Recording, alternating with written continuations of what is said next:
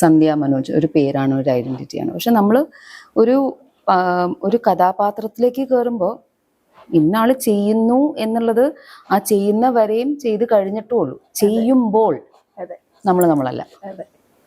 അത്ര വർഷമായി ഇന്ന കാര്യത്തില്, ഇൻഡസ്ട്രിയില്, ഡാൻസില്, മറ്റേലും മറിച്ചും എനിക്ക് എഫേർട്ട്, നമ്മുടെ സിൻസിയറിറ്റി, നമ്മൾ അതിലേക്ക് നിന്ന് അവരും നമ്മളും ഫ്രണ്ട്സായി. ആ ആളെ ഞാൻ എൻ്റെ ലെവലിലേക്ക് തന്നെ എലവേറ്റ് ചെയ്യും. പക്ഷെ എൻ്റെ ബിഗ് ബോസ് എന്ന് പറഞ്ഞൊരു വലിയ പ്രോഗ്രാമിൽ പോകാൻ പറ്റി. പക്ഷെ അത് കഴിഞ്ഞത് സ്ട്രഗിൾ വാസ് റിയൽ. എനിക്ക് ലൈവ് ആണോ മറന്നു. ബിഗ് ബോസ് ജേർണി എനിക്ക് ഒരു ട്രാൻസിഷണൽ ഫേസിലേക്ക് ഭയങ്കരമായിട്ട് ഹെൽപ്പ് ചെയ്തു. ഇഷ്ടപ്പെടാനും അതിനെ പ്രോത്സാഹിപ്പിക്കാനും ഒക്കെ ഒരു 2 നമുക്ക് എങ്ങനെയെങ്കിലും ചവിട്ടി കൂട്ടി എടുക്കാൻ പറ്റും. പക്ഷെ ആ 2 വിജയിച്ച് കൊച്ചിലെ പഠിച്ചതാണ്. വായിക്കാൻ, സംസാരിക്കാൻ പറയരുത്.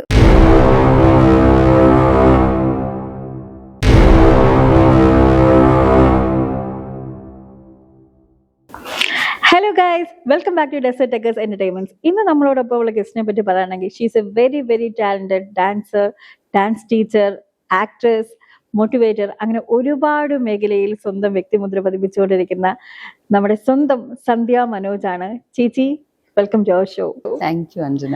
ഓക്കെ, എന്തൊക്കെയാണ് പുതിയ വിശേഷങ്ങൾ? പുതിയ വിശേഷം 2026 തുടങ്ങിയിട്ടല്ലേ ഉള്ളൂ. അതെ. അപ്പോൾ പത്മനാഭസ്വാമി ക്ഷേത്രത്തില് ജാനുവരി 2 ഒരു പ്രോഗ്രാം ചെയ്യാൻ പറ്റി. സ്റ്റുഡൻസിനെ പ്രസന്റ് ചെയ്യാൻ പറ്റി. അവർ നന്നായിട്ട് കളിച്ചു. അതിന്റെ സന്തോഷത്തിലാണ്. പക്ഷെ 2025 ഒരു നല്ല വീഴ്ചയോടുകൂടിയാണ് തീർന്നത്. പ്രാക്ടീസിന്റെ സമയത്ത് വീണു, കാല് പ്രശ്നമായി. ഞാൻ വിചാരിച്ചു പണി കിട്ടിയെന്ന്, കളിക്കാൻ പറ്റുമോ. പക്ഷെ അവിടെയാണ് നമ്മുടെ എന്താ പറയാ, ഒരു ഡാൻസറിന്റെ ഒരു ടെനാസിറ്റി, പിന്നെ ഭക്തി, പിന്നെ ഈ ശ്രദ്ധ, ഇതെല്ലാം കൂടെ ഒരു പരീക്ഷണത്തിൽ കൂടെ പോവുമല്ലോ.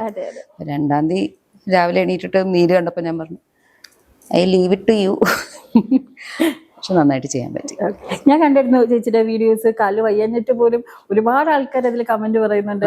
എത്ര ആൾക്കാർ ചേച്ചി ഭയങ്കര ഒരു പ്രൈസ് ചെയ്ത് പറയുന്നുണ്ട്. കാരണം ഈവൻ കാല് വയ്യാഞ്ഞിട്ടും ആ കാലൊക്കെ കെട്ടി വെച്ചിട്ട് ചേച്ചി ആ ഡാൻസ് ചെയ്യുന്ന സമയത്ത് ആക്ച്വലി നമുക്ക് ഫീൽ ചെയ്യും ചേച്ചി എത്രത്തോളം ഡെഡിക്കേറ്റഡ് ആയിട്ടാണ് ആ ഒരു ഡാൻസ് എന്നുള്ള ആ ഒരു കലയെ കാണുന്നതെന്നുള്ളത് നമുക്ക് നല്ല ഫീൽ ചെയ്യും.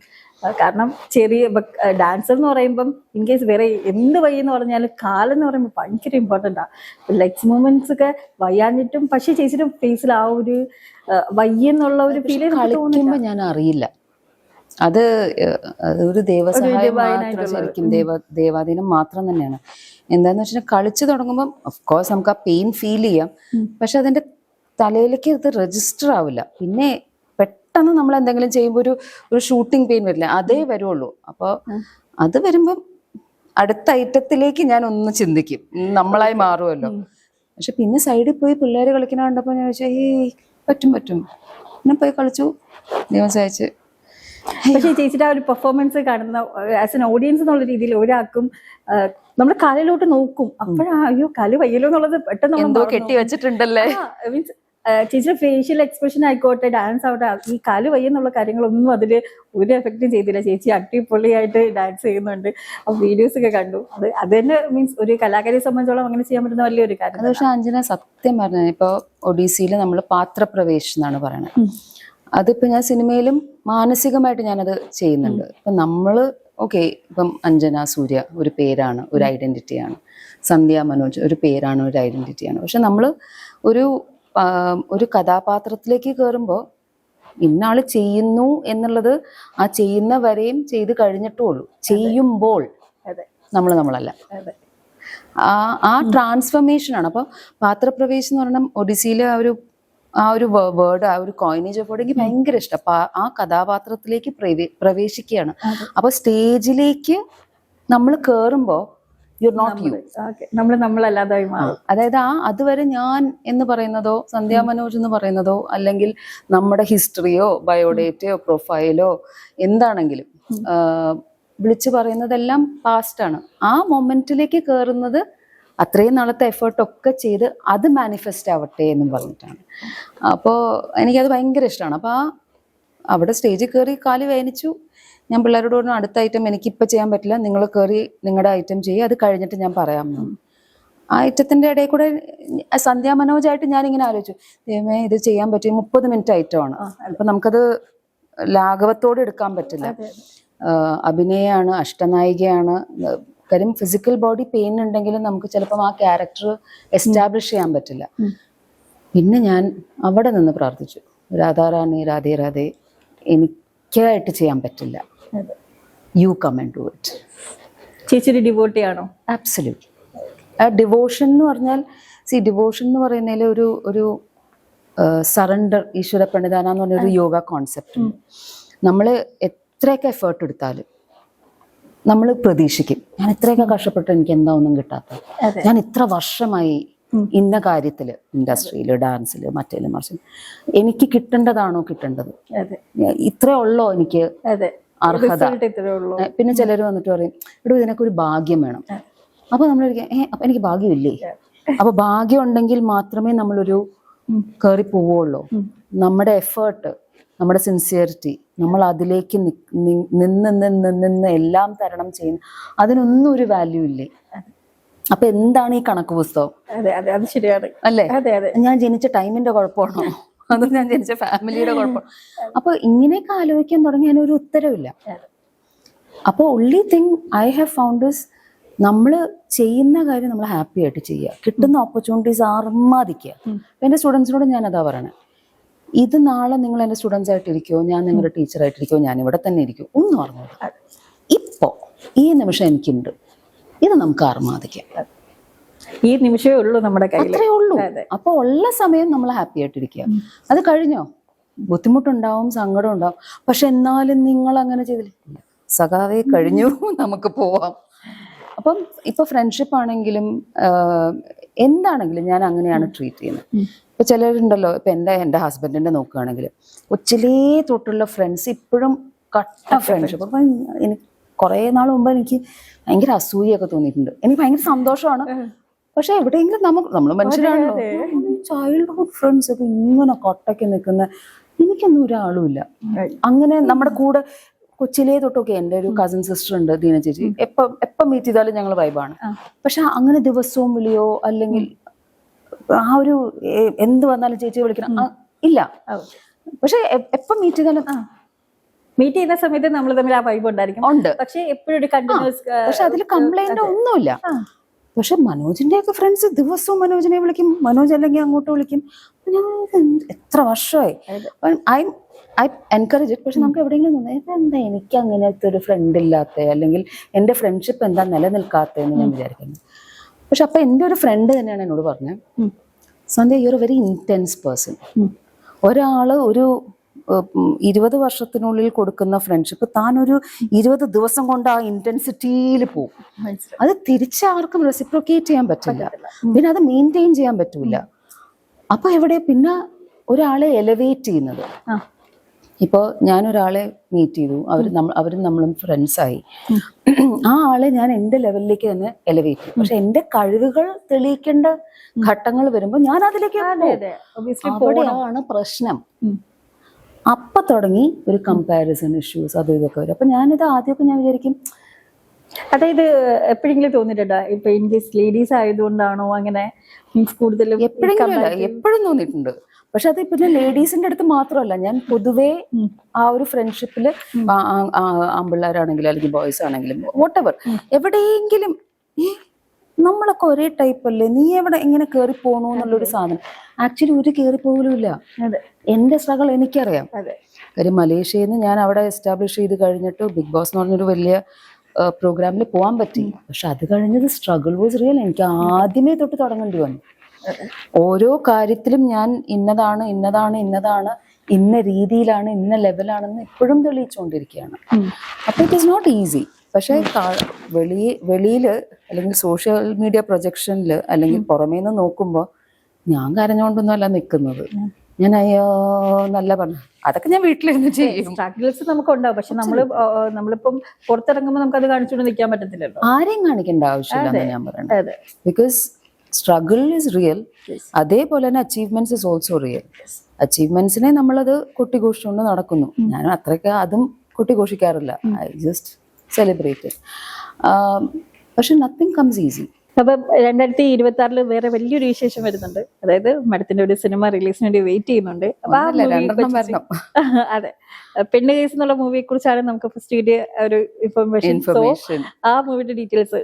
പെണ്ണ് കേസ് ഫെബിൻ സിദ്ധാർത്ഥിനെ ഞാൻ റീച്ച് ഔട്ട് ചെയ്തിട്ടുണ്ടായിരുന്നു കുറെ നാൾ മുമ്പ്.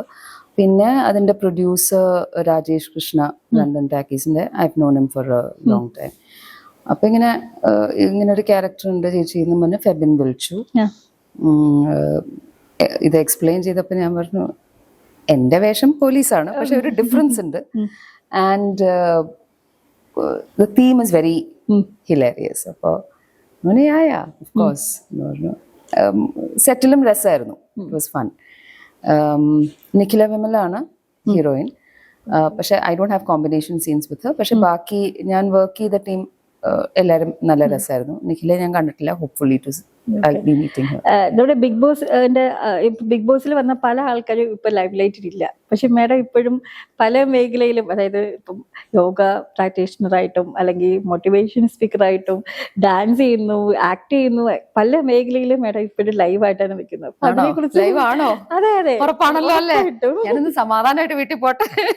കാരണം ഇപ്പൊ ബിഗ് ബോസ് എന്ന് പറയുന്നത് മീൻസ് ഓരോ വർഷം വരുമ്പോഴും ഓരോ ആൾക്കാരെ നമ്മൾ മറന്നുകൊണ്ടിരിക്കുക, പുതിയ കണ്ടസ്റ്റൻസ് വരുമ്പോ. പക്ഷെ സന്ധ്യ മനോജ് എന്നുള്ള പേര് മറന്നിട്ടില്ല. മറന്നു. അങ്ങനെയല്ല, എനിക്ക് തോന്നുന്നത് ഒരു സെറ്റ് ഓഫ് ഓഡിയൻസിന് ഞാൻ ലൈവായിട്ട് നിൽക്കുകയാണ്. പക്ഷെ ഒരു സെറ്റ് ഓഫ് ഓഡിയൻസിന് ഞാൻ ലൈവ് അല്ല. എന്താന്ന് വെച്ചാൽ എനിക്ക് വേണം ഇപ്പോഴും മറ്റത് നമ്മള് സൂപ്പർ മാർക്കറ്റിലോ അല്ലെങ്കിൽ അവിടെ ഇവിടെയൊക്കെ പോകുമ്പോ യോ ചേച്ചി എന്നൊക്കെ പറഞ്ഞുകൊണ്ട് മോതിരം കണ്ടിട്ട് മനസ്സിലാക്കുന്ന ആൾക്കാര്, ടാറ്റു കണ്ട് മനസ്സിലാക്കുന്ന ആൾക്കാര്, ബ്രേസ്ലെറ്റ്. ഇപ്പൊ ഇങ്ങനെ സംശയത്തിൽ നോക്കിയിട്ട് മനോജാണോ അവര് പേര് മറന്നു.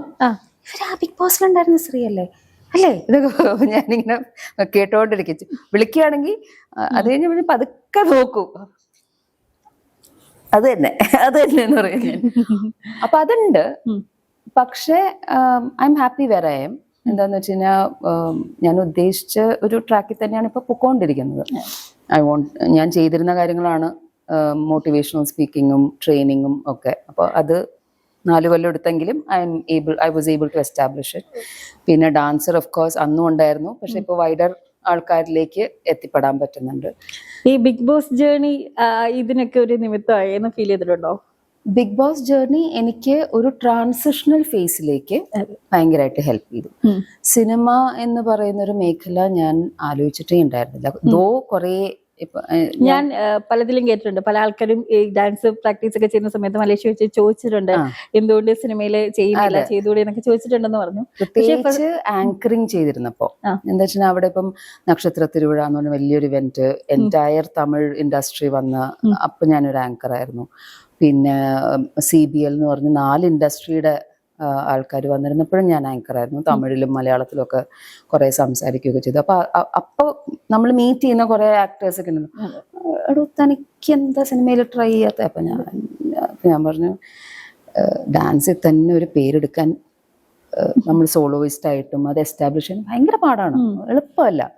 ഞാൻ പറഞ്ഞ പാരകൾ കൊണ്ടോ അതൊന്നും എന്താണെങ്കിലും ഒരു സ്റ്റേജിൽ നമ്മൾ തെളിയിക്കാനും നമുക്ക് നമ്മുടെ പ്രൊഡക്ഷൻസോ അല്ലെങ്കിൽ നമ്മുടെ വർക്കിനെ ഇഷ്ടപ്പെടാനും അതിനെ പ്രോത്സാഹിപ്പിക്കാനും ഒക്കെ അതിൻ്റെതായ ആൾക്കാർ ആ സമയത്ത് എത്തണം.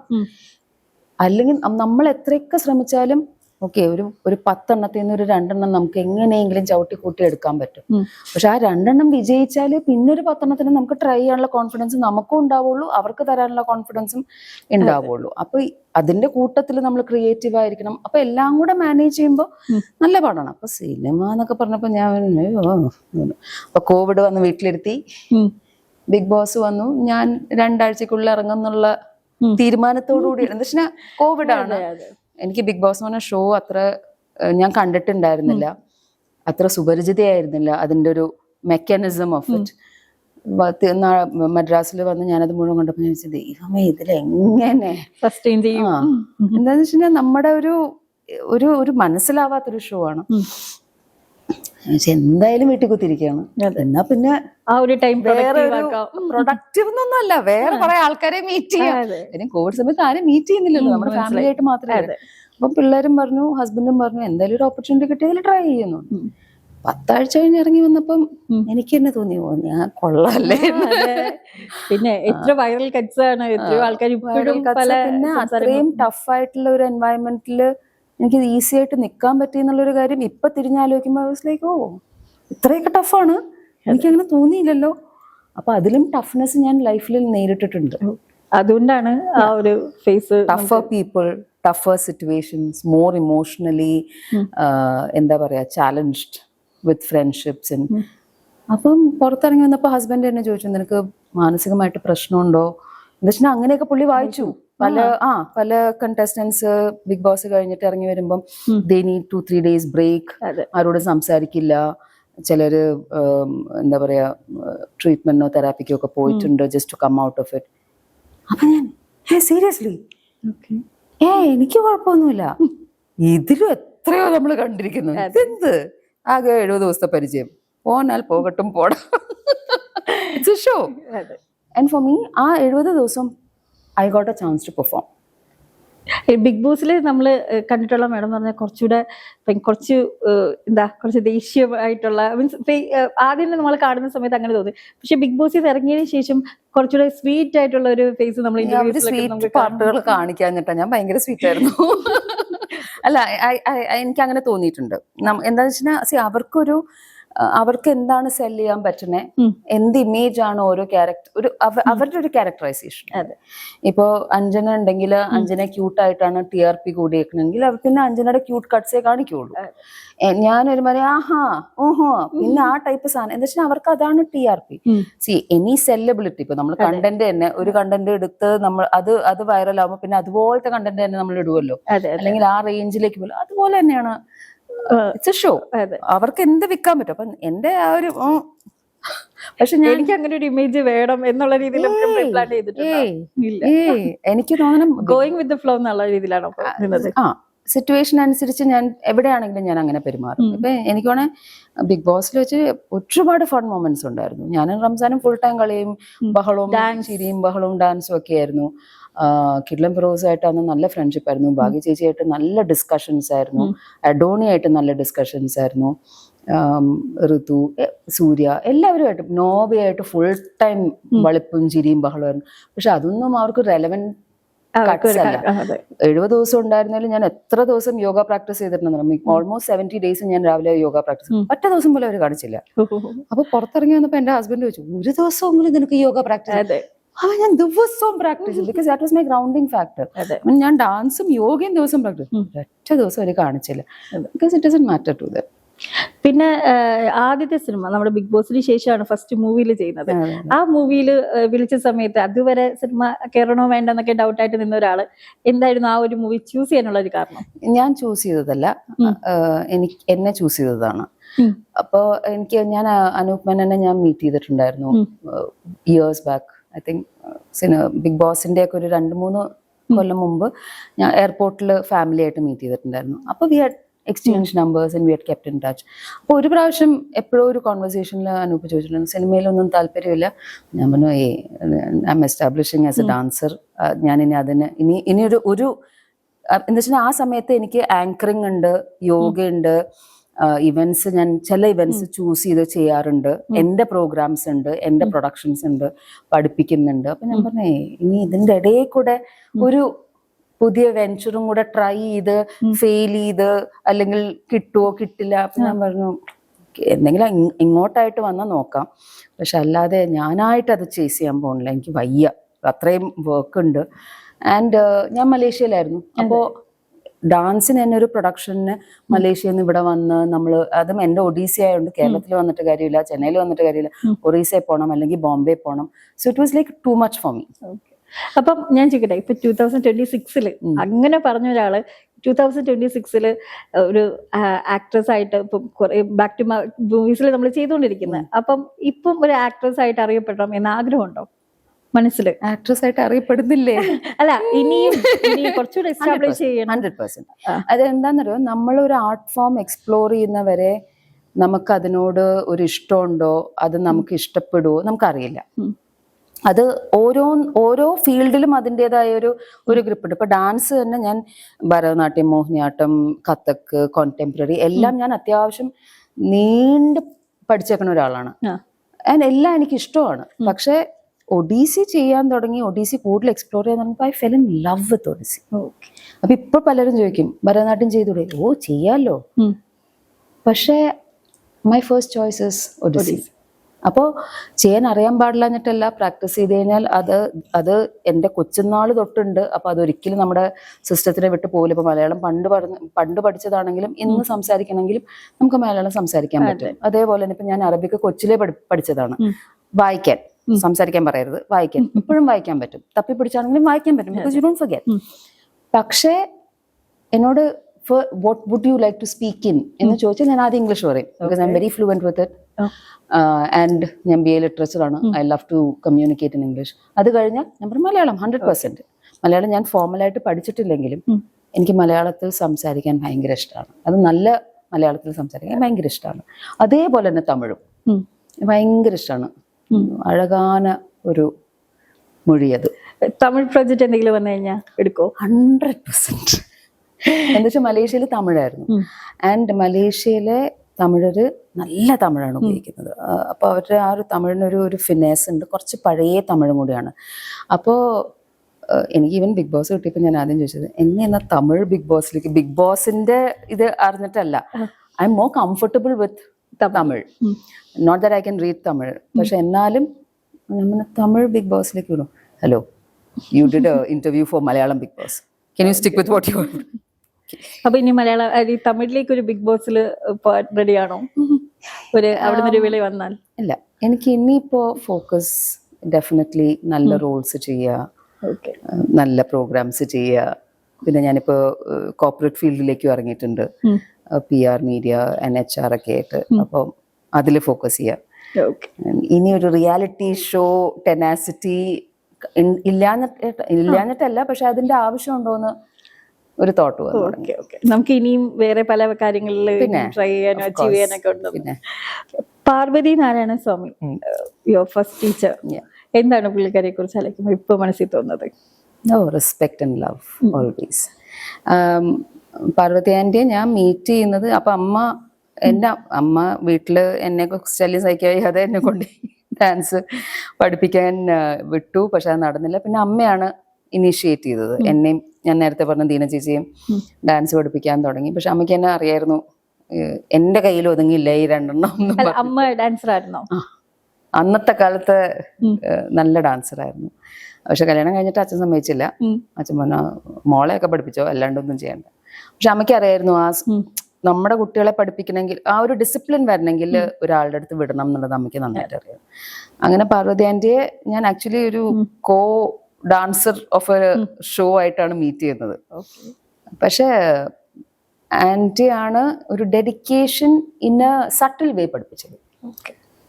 ഡാൻസ് പഠിക്കുന്നത് പെർഫോമൻസിന് വേണ്ടിയിട്ടല്ല എന്നുള്ളൊരു സാധനം ഇൻജെക്ട് ചെയ്തു തന്നു. ഞാൻ പാർവതി ആന്റിയെ മീറ്റ് ചെയ്യണത് ഒരു ഷോയ്ക്കാണ്. ഞാനും ദിന ചേച്ചിയും കളിക്കുന്നു, പാർവതി ആന്റി വേറെ കളിക്കുന്നു. അമ്മ ഇൻട്രൊഡ്യൂസ് ചെയ്തത് ഞങ്ങളിങ്ങനെ കോ പെർഫോമേഴ്സ് എന്നുള്ള 5 വയസ്സുള്ളൂട്ടാ അഹങ്കാരി ഞാൻ തന്നെ. പക്ഷെ പിറ്റേന്റെ ദിവസം ക്ലാസ്സിന് കൊണ്ടിരുന്നു. ഓ ഈ ആന്റി 5 കൊല്ലം പ്രോഗ്രാം ചെയ്യാൻ സമ്മതിച്ചില്ല. 5 കൊല്ലം. അതെന്താ? സ്കൂളിലെ പരിപാടിക്ക് പോലും നോ. ഞാൻ വീട്ടിൽ പോയി കരച്ചില്. എന്നിട്ട് 5 വയസ്സിൽ സ്റ്റേജിൽ കയറിയ ആള് 10 വയസ്സായിട്ട് സ്റ്റേജിൽ കയറാൻ പറ്റില്ല, ടീച്ചർ സമ്മതിക്കണില്ല. എനിക്കാണ് 10-11 വയസ്സായപ്പോഴേക്കും പക്ഷെ ടീച്ചറിന്റെ ഒരു ഡെഡിക്കേഷൻ ആണ്. അന്നൊക്കെ കുവൈറ്റിൽ വളരെ കുറവ് നല്ല ടീച്ചേഴ്സ് ഉള്ളൂ. ടീച്ചർ ഞങ്ങൾ 5 പേരല്ലാതെ 5 കൊല്ലം വരെ ഒരാളെ എടുത്തില്ല. കാശുണ്ടാക്കാം, അതെ. പിന്നെ ഒറ്റ സ്റ്റുഡൻസിന് 5 കൊല്ലം കഴിഞ്ഞപ്പോൾ ഞങ്ങൾ 5 പേരെ ഒരു പ്രോഗ്രാം ഫുൾ ചെലങ്ക പൂജ പോലെ ഒരു ഫുൾ 2 മണിക്കൂർ അതിൽ ഞങ്ങൾ പഠിച്ച എല്ലാ ഭരതനാട്യം, മോഹിനിയാട്ടം സ്റ്റൈൽ എല്ലാം പ്രസന്റ് ചെയ്യിച്ചു. എന്നിട്ട് പറഞ്ഞു ഇനി നിങ്ങൾ കളിച്ചു. അപ്പോഴാണ് ടീച്ചർ സ്റ്റേജിലേക്ക് കയറാൻ. ഇപ്പൊ നിങ്ങൾക്ക് ഒരു ഫൗണ്ടേഷൻ ഉണ്ട്. ABCD അറിയാതെ നിങ്ങൾ വന്ന് ഒരു സ്പീച്ച് തന്നിട്ടോ അല്ലെങ്കിൽ ഞാൻ ഒരു ബുക്ക് എഴുതാൻ പോകണമെന്ന് പറയണ പോലെയാണ് നിങ്ങൾ എല്ലാം കിടന്ന് കളിച്ചിട്ട് അവസാനം ഞാൻ എന്തോ വലിയ സംഭവം എന്ന് പറഞ്ഞിട്ട് ഒരു കാര്യമില്ല. അറ്റ്ലീസ്റ്റ് ഫൗണ്ടേഷൻ സ്ട്രോങ് ആയിരിക്കണം. ഇപ്പം നിങ്ങളുടെ ഫൗണ്ടേഷൻ സ്ട്രോങ്. ഈ ഡാൻസ് പഠിക്കാൻ പേഷ്യൻസ് എത്രത്തോളം വേണം? കാരണം ഒരു ടീച്ചറും കൂടെ ആണ്, അതുകൊണ്ടാണ് ഞാൻ ചോദിച്ചത്. പല ആൾക്കാർക്കും പഠിക്കണം എന്നുള്ള ആഗ്രഹം കാണും, പക്ഷെ അവർ വരുന്ന സമയത്ത് ഈ തട്ടടവ് ഇതൊക്കെ നമ്മൾ ഒരു 3 months ഒക്കെ പഠിച്ചു കഴിഞ്ഞിട്ടാണ് എന്തെങ്കിലുമൊക്കെ സ്റ്റെപ്പ് സ്റ്റാർട്ട് ചെയ്യുന്നത്. അപ്പോൾ ചിലർ അയ്യോ ഇതെന്താ സ്റ്റാർട്ട് ചെയ്യുന്നില്ലേ. അതാണ് ഞാൻ ചോദിച്ചത്. പേഷ്യൻസ് ഉള്ള ഒരാൾക്ക് മാത്രമാണോ ഡാൻസ് കുറച്ചുകൂടെ ഇൻഡെപ്ത് പഠിക്കാൻ പറ്റുന്നത്? അതിനെ ഒരു സ്ട്രെസ് ലെവലിലേക്ക് കാണുന്നോണ്ടാണ്.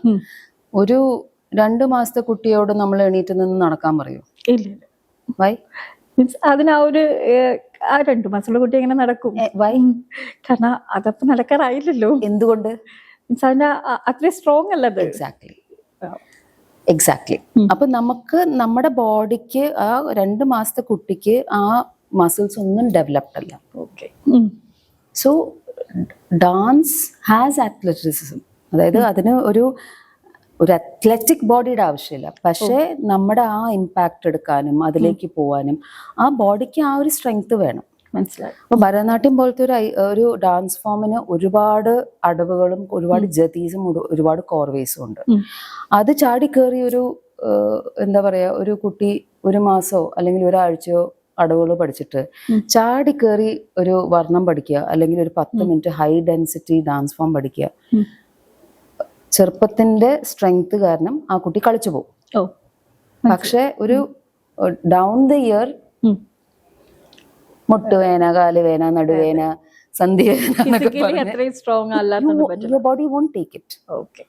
Appo the reason why we need that foundation is to give you the strength for that style, if you want to do it properly. Okay. ഇപ്പൊ ജിമ്മിൽ പോയി എനിക്ക് 100 കിലോ ഉണ്ട്, ഞാൻ 100 കിലോ പൊക്കാം എന്ന് പറയണ പോലെയാണ്. ഒരിക്കലും പറ്റില്ല. അപ്പൊ എന്ത് ചെയ്യും? നമ്മൾ 5 എടുക്കും, 10 എടുക്കും, 15 എടുക്കും. അതേപോലെ ഓരോ ഡാൻസ് ഫോമിനും അതിന്റെ ചിട്ടവട്ടങ്ങളാണ് ഈ ഫൗണ്ടേഷൻ. അപ്പൊ ആ ഫൗണ്ടേഷൻ ചെയ്താൽ നിങ്ങൾക്ക് കൊള്ളാം. പക്ഷെ ഇപ്പൊ ക്യാപ്സ്യൂൾ പരുവത്തിൽ എല്ലാവരും കൊടുക്കുന്നുണ്ട്. ഇപ്പം കൊടുക്കാത്തവര് മണ്ടന്മാരാണ്. അല്ല, ഇപ്പൊ 6 months കൊണ്ടൊക്കെ ഫുള്ള് കംപ്ലീറ്റ് ചെയ്ത് 3 months കൊണ്ടൊക്കെ അങ്ങനെ ചെയ്യുന്ന പല കോഴ്സസും ഉണ്ട്. അങ്ങനെയൊക്കെയുള്ള കോഴ്സിനൊക്കെ പോകുന്ന കോഴ്സൊക്കെ കൊടുക്കാം, ആസ് ലോങ് ആസ് നമ്മൾ ആ കോഴ്സ്. ഇപ്പൊ എനിക്കും വർക്ക്ഷോപ്സ് എടുക്കാനാണ് ഇഷ്ടം. എന്താന്ന് വെച്ചാൽ ഞാനും ലോങ് ടേം കമ്മിറ്റ്മെന്റ് അവർ പ്രാക്ടീസ് ചെയ്യണ്ടോ, അവർ ചെയ്യണ്ടോ. ഇതൊരു സ്ട്രെസ് ഫാക്ടർ ആണ്. Teaching is not an easy job. ഒരു സ്റ്റുഡന്റ് നന്നായിട്ട് പെർഫോം ചെയ്യണമെങ്കിൽ ആ ടീച്ചർ ആ കുട്ടിയെ കൊണ്ട് ചെയ്യിപ്പിക്കുന്നതും ആ കുട്ടിയുടെ സെൽഫ് ഡിസിപ്ലിനും രണ്ടും വർക്ക്ഔട്ട് ആണ്. എന്നാലേ ആ കുട്ടിക്ക് പ്രോഗ്രസ് ഉള്ളൂ. അല്ലെങ്കിൽ എന്നെ പോലത്തെ teachers I will tell you what to do, if you do it good for you. കാര്യം എനിക്ക് പറഞ്ഞു കൊടുക്കാനേ പറ്റൂ, ബാക്കി ചെയ്യേണ്ടുള്ളത്. ഇപ്പൊ കൂടുതലും ഗുരു ശിഷ്യ ബന്ധമല്ല, കസ്റ്റമർ റിലേഷൻഷിപ്പ് ആണ്. എന്താ അങ്ങനെ? Because everybody is a customer. പൈസ കൊടുക്കുന്നുണ്ടെങ്കിൽ I need to be treated well എന്നുള്ളത് നമ്മൾ ഡാൻസിന്റെ കാര്യത്തിൽ മാത്രമല്ല. If you look at anything, ഇപ്പൊ ഒരു യോഗ സെന്ററിൽ പോവാണെങ്കിലോ അല്ലെങ്കിൽ ഒരു സ്പിരിച്വൽ ഫോമാറ്റിൽ പോവാണെങ്കിലും behaviour has become like a customer relationship, which is good. Because ill treatment ഇല്ല, അലമ്പില്ല നമുക്ക്. പക്ഷെ they're not your customers. They're not your customers. ഇപ്പൊ ഞാൻ എന്റെ സ്റ്റുഡൻസിനോട് പറയും, നിങ്ങൾ എപ്പോഴും എന്നെ കാണുമ്പോഴൊക്കെ കാല് തൊട്ടുകൊണ്ട ആവശ്യമില്ല. നിങ്ങൾക്ക് റെസ്പെക്ട് തോന്നുന്ന സമയത്ത്, ഞാനൊരു ഇൻസ്ട്രുമെന്റ് ആവുന്ന സമയത്ത് ഡു ഇറ്റ്. അല്ലെ, റെസ്പെക്ട് എപ്പോഴും മനസ്സിലാണല്ലോ വേണ്ടുള്ളത്. എക്സാക്ട്ലി.